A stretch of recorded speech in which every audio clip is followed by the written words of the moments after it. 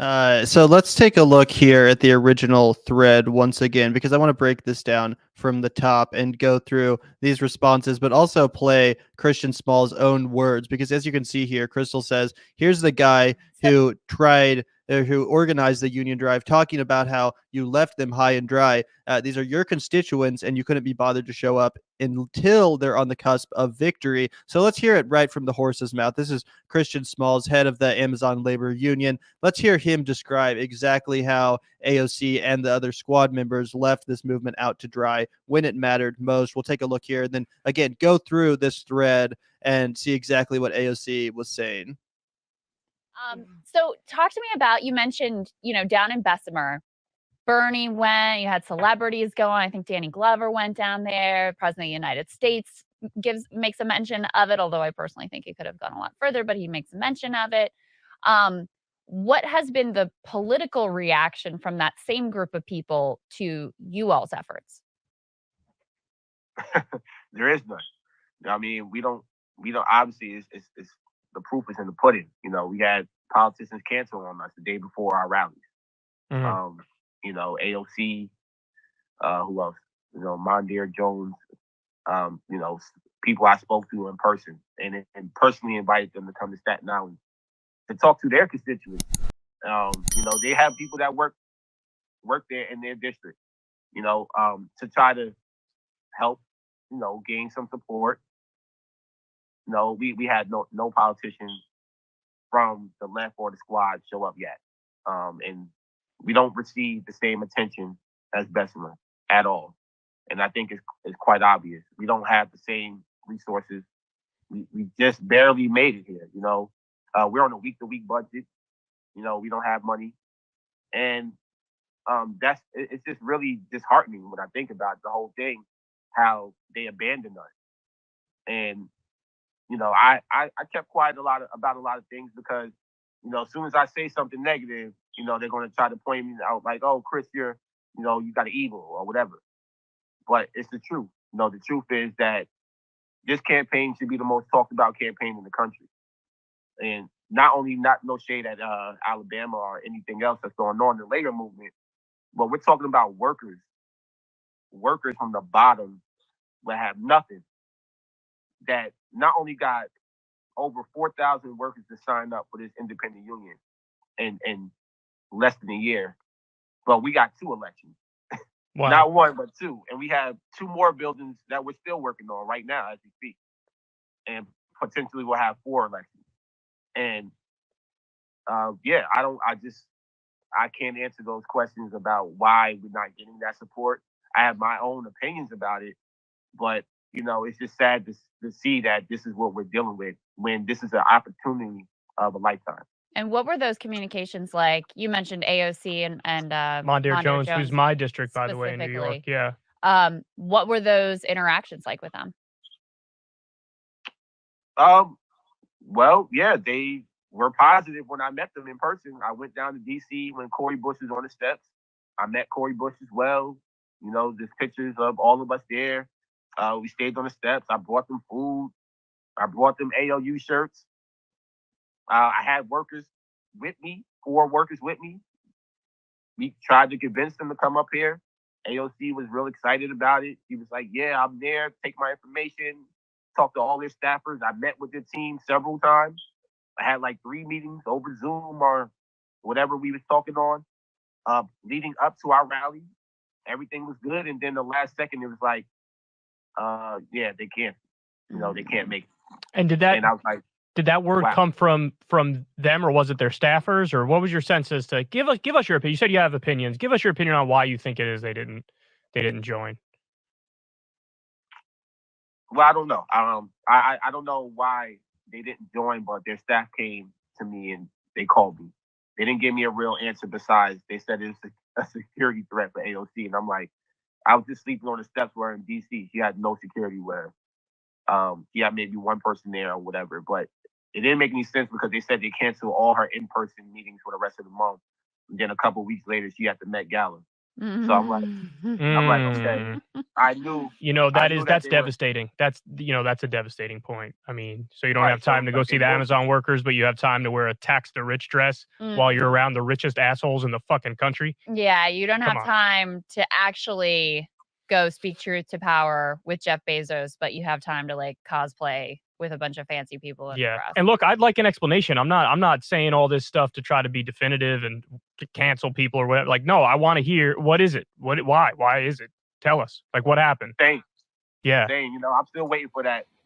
I mean, Anyway, that's the bulk of the clip. He basically lays out what happens there. But let's quickly go back to this original thread and break down again the responses now that we've seen that, now that we know what the real story is right from the mouth of Christian Smalls himself.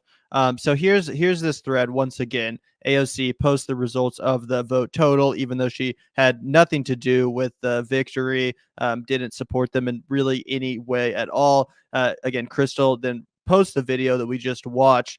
AOC responds with and says, "The warehouse isn't in my district, so maybe you should look at a map before claiming so. One scheduling conflict aside, we have requested oversight investigations into Amazon, met with Amazon workers, and more. Hope you do more due diligence next time." So clearly right here, AOC is just completely deflecting, completely obfuscating from the point that she didn't offer these workers, these union organizers, her support. She didn't use her platform to support them, to get the word out.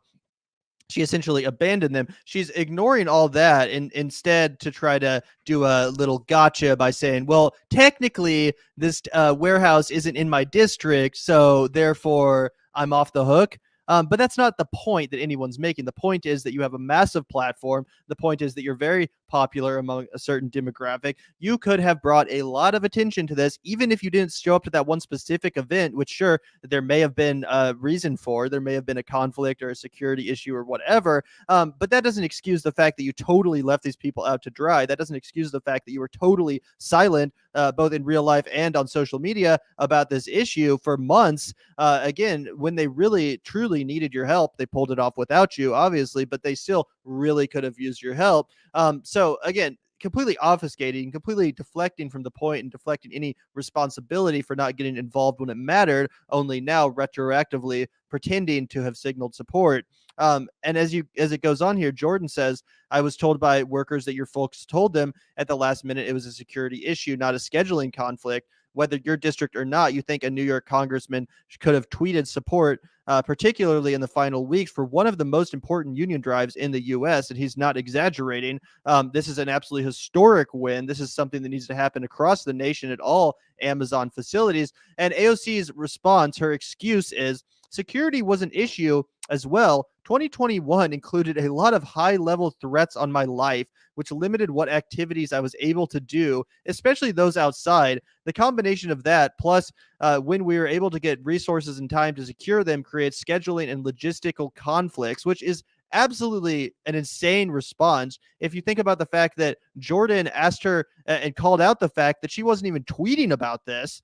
So what the fuck does a security threat have to do with anything? What the fuck does a threat on your life in 2021? Why does that prevent you from tweeting out support, from signaling your support via your massive social media platform? Was fucking Jeff Bezos threatening your life? What was this threat on your life that prevented your support for this Amazon union? This is completely insane. Yeah, she's conflating a threat on her life with a threat on her bank account and her job security. I think it's the reality of this. And yeah, look, one thing it's important to point out is like Jordan's story is exactly, it matches up 100% with Christian Small's story, right? AOC is the one here that's obfuscating and waffling, and she's trying to make it seem like, all these hateful right-wingers are keeping me from fucking, standing up for union rights, standing up for my constituents. Like, oh, it's not my fault. It's those hateful fucking militia people that always keep like threatening our lives. Like it's January 6th every time I walk out of my house, which is crazy.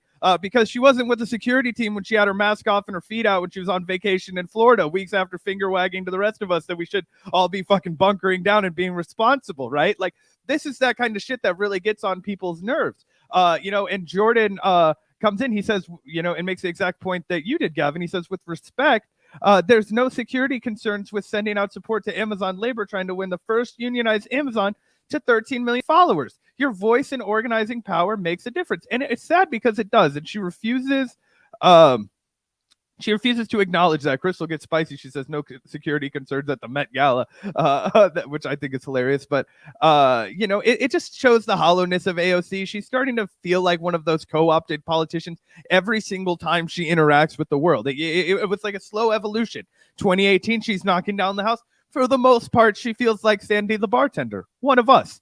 Over time, the earth starts to pivot, and now it's like the opposite side of that coin, where it's like, no, you just feel like a cheap facsimile of an activist. You just feel like, you're on the road to Nancy Pelosi. Your Obamification has been complete. It's really embarrassing and it's pathetic. And she's become such a parody of herself that we literally had listeners mock this exact action that was about to occur just seconds before it happened in reality, because she's become so predictable and stupid. But yeah, let's look here. Krystal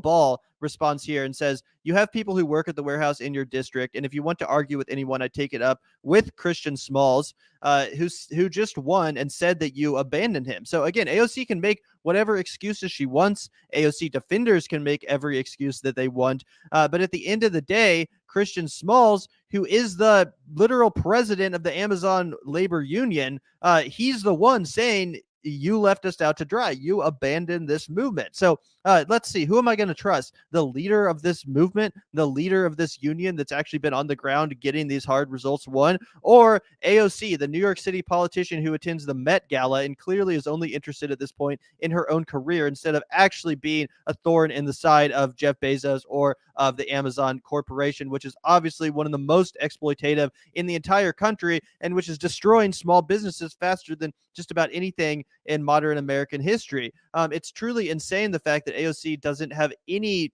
backbone in this instance. She didn't have any, inkling of a desire to help these people out when it mattered, and totally left them out to dry without a real excuse. And now to go on here and completely shamelessly pretend that that's not what happened, when again, we just heard from the horse's mouth, the president of the labor union himself saying otherwise. So it's completely disgraceful. And what's also super disappointing is motherfuckers like Dan Price, someone who in the past I've really admired.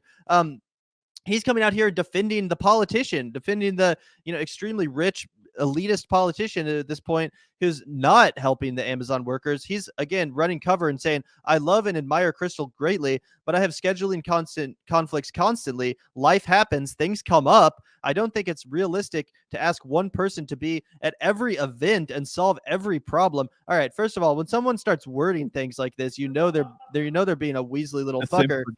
Yeah, because again, this is obviously not the actual point she's making. It's not that, AOC missed one event, but otherwise she was totally supportive, therefore we're going to drag her for it. No, the problem is that she wasn't supportive at all. Regardless of this one event that she missed, AOC was not present at all as a surrogate for this movement, which she could have been very useful as. AOC could have been the most prominent surrogate for this movement if she wanted to be. Again, it's happening on her home turf in New York City. Constituents that that voted for her work at this facility. What other cause are you going to get involved in if not this cause? What the fuck is the point of you even being in Congress? What the fuck is even the point of having progressive leaders if this is how they're going to act when there's actually a cause to get behind, to rally behind, and fight for? Again, so Dan Price, it's not just the fact that she had a scheduling conflict, it's that she had a very convenient scheduling conflict that she used as an excuse to not show up at this one rally, but then went on to be completely silent, to completely ignore this movement, to refuse to lend it her support, which they could have greatly benefited from. That's the problem, and I don't understand for the life of me why someone like Dan Price would, in retrospect, try to apologize for and defend these actions when it's most obvious thing in the world ever that AOC abandoned these people and that her lack of support could have cost them, although luckily it didn't because they pulled out the W regardless. Anyway, stop trying to pretend, Dan Price, that it's Krystal Ball being needlessly divisive here when she's just accurately pointing out the very real issues within our so-called progressive movement in Congress. The fact that they don't actually show up when it matters, the fact that they're not there when they need to be, the fact that they leave working people out to dry while they attend the Met Gala wearing a tax the rich dress, the most performative thing ever. That's a real issue that we need to reckon with if we're going to continue to be asked to vote for and donate to progressive candidates in the mold of AOC, more Justice Democrats. Why would we continue voting for them? Why would we continue supporting them financially if this is how they're going to act when their feet are actually held to the fire, when the stakes are actually really high? This is clearly how they're going to act. And again, it's super disappointing that so-called progressive people like Dan Price, instead of reckoning with that problem and acknowledging it, are instead running cover for and defending politicians like AOC instead of, again, sticking up for the workers, sticking up for Chris Smalls. Essentially, Dan Price here is saying that Christian Smalls is a liar. Essentially, that's what they're all. Yeah. Oh, sorry, I didn't mean to. I have my mic only turned on 2 on the novel, so I don't know what the fuck is going on. Is it too loud? Oh, okay. No, but yeah, it's fucking insane. You have this collective of the most privileged elements of the American society. Dan Price is a fucking CEO. Yeah, it's good that he's paying everybody $70,000, but he is not in the same precarious financial situation that the Amazon fucking workers are in, right? Let's not pretend that. And then you have AOC, who's going to the Met Gala. She's a congressperson. She is now a certified member of the fucking aristocracy, as far as I'm concerned. And she is fucking slandering. She's calling a liar. She's trying to denigrate this person that's literally responsible for the union that, or not responsible single-handedly, but put a tremendous amount of effort into, this union that she also wants to simultaneously take credit for. And when we get to the rest of her tweets, dude, she starts malding like fucking crazy. She says, Krystal Ball says, not one member of the squad showed up. They all ghosted Chris, and this wasn't just. And this was the most substantial worker-led organizing effort at one of the most powerful companies in the world. They all had excuses for all the many months of this organizing drive. AOC responds, so what exactly is the insinuation here? That we are all secretly in the tank for Amazon? That we're sellouts despite leading congressional investigations into Amazon taking huge blowback to call out the scam HQ2 deal? Meeting with workers in our district warehouses, it's reaching. This kind of shit pisses me off because this is textbook gaslighting. That's exactly what she's doing here. Yeah, the insinuation is that you are way more likely to play the rules, do what you think is like the fair playbook that you've been taught by being in Congress, by steeping in the swamp, like all the shit that you told us was bullshit for your first 6 weeks, and then you decided was rule in law, and like, oh, okay, now I should have to fundraise a shit ton of money and then give it to people who are primarying people like me before I get into Congress, because we all remember she was giving away $5,000 donations to people like the opponent of Eva Pasova, all this kind of shit. Yeah, we are starting to think you've been swampified, and to put it in this like, oh, if you criticize me, you're wearing a tinfoil hat, like you're crazy, like you're just a conspiracy theorist. This is what the liberal elite always fucking does to try and make their crimes, or to try and diminish and cover up their crimes. Absolutely disgusting. I'm fucking done with AOC. I have been forever, but this shit just fucking pisses me off. So disgusting. Yeah, exactly. And of course, she's only responding to Krystal. So far, she has not actually responded to Christian Smalls, who Krystal's only repeating the grievances of. It's not like Krystal's like making this up in order to sow division or to make AOC look bad. No, she's literally saying, hey, I had a conversation with Christian Smalls on my podcast, which we played at the beginning of this stream, in which he laid out his grievances with the way you handled this, in which he laid out how frustrated he was with the fact that you and the other progressives in Congress abandoned him and his cause. I am simply repeating his grievances as we are. And AOC wants to act like, again, this is some sort of, scandalous insinuation. What are you saying? I'm secretly in the tank for Amazon? No, we're saying that you have no goddamn backbone. We're saying that you don't know what to actually do when push comes to shove, and you don't know how to actually support a real worker-led movement against a company which you claim to be against. Again, she's literally done things in the past that are anti-Amazon. This is the most obvious thing to show up for. And again, she says, I've taken huge blowback to call out the HQ Tube deal, which was good. And I met with workers in the district warehouses. Okay, meeting with workers in a warehouse is not the same thing as vocally supporting and advocating for a union movement. I don't know in what world you think that's the same thing, but no, that's not the same thing as actually showing up for these people. And again, it's just such obvious fucking gaslighting. She has no self-reflection here. Instead of just saying, hey, good job, great, this happened, or whatever, she has to come in here, try to defend herself, try to backpedal and whitewash the history of what happened. Completely disgraceful, again, especially considering the fact that the president of the union, Christian Smalls, is out here contradicting you. Do you not think we're going to believe that guy? He's literally the one responsible in large part for what just happened. So Yeah, this is total insanity. Yeah, and what blowback from who, AOC? Who are your constituents? Who is giving you blowback, huge blowback to call it the scam HQ2? No, everybody that you should give a shit about actually said, yes, that's what you should be doing.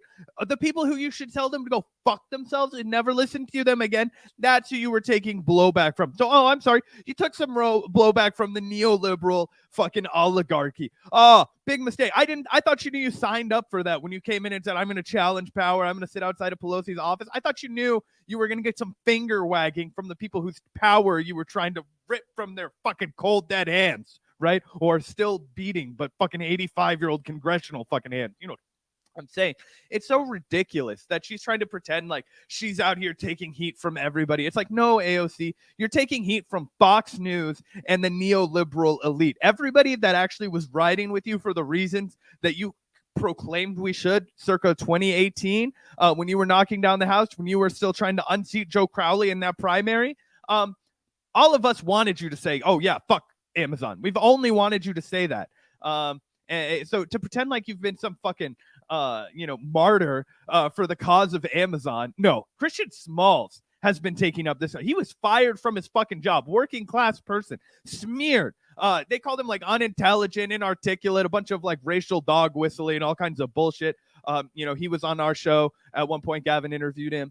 Obviously he's a smart guy. He's fucking driven as shit, and he just helped take the Staten Island Amazon into being one of the first unionized Amazons in America and in the world. So we all know who the serious players are, and we all know who the frauds are. And I don't know.